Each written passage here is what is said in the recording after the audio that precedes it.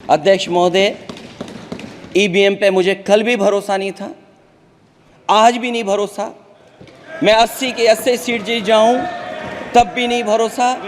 और मैंने अपने चुनाव में कहा था अध्यक्ष महोदय कि ईवीएम से जीत करके ईवीएम हटाने का काम करेंगे।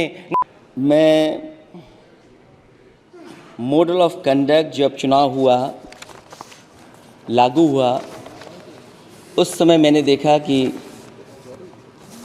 कुछ लोगों पर मेहरबान रही सरकार और कमीशन भी।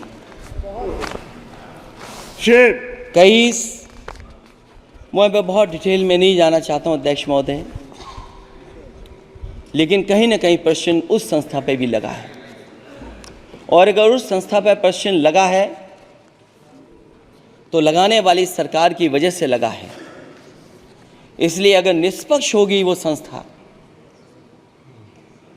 तो न केवल हमारा लोकतंत्र स्वस्थ होगा, बल्कि हमारे लोकतंत्र और मजबूत दुनिया में दिखाई देगा। अध्यक्ष महोदय, ईवीएम पे मुझे कल भी भरोसा नहीं था, आज भी नहीं भरोसा।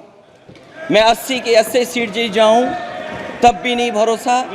और मैंने अपने चुनाव में कहा था अध्यक्ष महोदय कि ईवीएम से जीत करके ईवीएम हटाने का काम करेंगे। न ईवीएम का मुद्दा मरा है, न जाएगा खत्म। जब तक ईवीएम नहीं हटेगी, हम समाजवादी लोग उस बात पर अड़ग रहेंगे। उत्तर प्रदेश अध्यक्ष महोदय वो प्रदेश है जिसने सरकार बीजेपी की बनवाई, एक बार नहीं 2 बार बनवाई। और उसी उत्तर प्रदेश के साथ कितना बड़ा भेदभाव, उत्तर प्रदेश के साथ बड़ा भेदभाव। मुझे याद है वो दिन जब प्रधानमंत्री जी एयरफोर्स के सबसे भारी वाहन हवाई जहाज से उतरे थे सड़क पर। वो अलग बात है कि उस प्रदेश के मुख्यमंत्री उनके साथ नहीं बैठ पाए थे, लेकिन वो एक्सप्रेसवे जो बना था और आज भी जो उत्तर प्रदेश में बन रहे हैं वो उत्तर प्रदेश के बजट से बन रहे हैं। लेकिन दिल्ली की तरफ से कोई एक्सप्रेसवे अभी नहीं दिया गया है। न केवल इंफ्रास्ट्रक्चर में भेदभाव हुआ है, बल्कि हमें याद है कि प्रधानमंत्री जी ने बड़े पैमाने पे गांव गोद लिए थे। और सोचिए, अगर देश के प्रधान सांसद अगर किसी गांव को गोद ले लें और उस गांव की तस्वीर न बदले, तो शायद मैं नहीं समझता हूं कि किसी गांव की तस्वीर 10 साल में बदली होगी। मुझे वो गांव जिसको उन्होंने गोद लिया,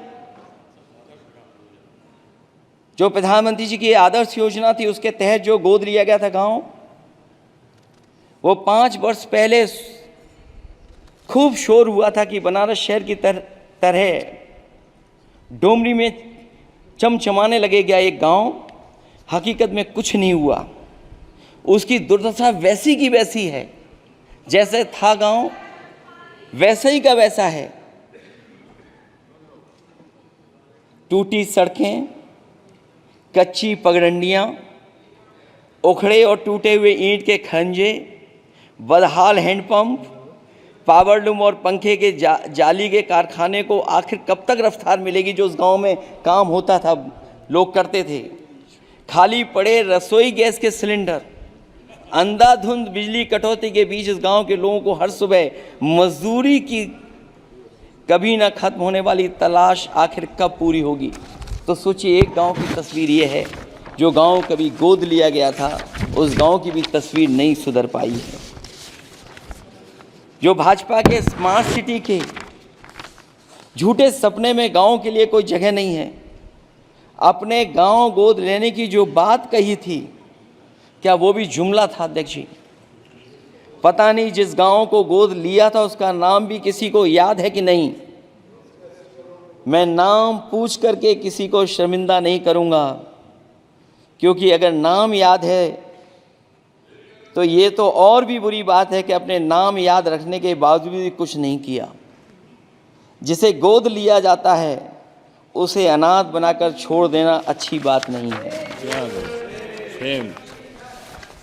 और अगर तस्वीर अध्यक्ष महोदय बदली हो 10 साल में, उन तमाम गोद लिए हुए गांवों की तो मैं सत्ता पक्ष के लोगों से कहूँगा ज़रूर इस सदन में बात रखें, ज़रूर बताएं आप। जो बात कभी अध्यक्ष महोदय कास्ट सेंसस की उठी थी, हम उस कास्ट सेंसस के पक्ष में हैं कि बिना कास्ट सेंसस के सामाजिक न्याय संभव नहीं है। सबको हक दिला पाना मुश्किल है।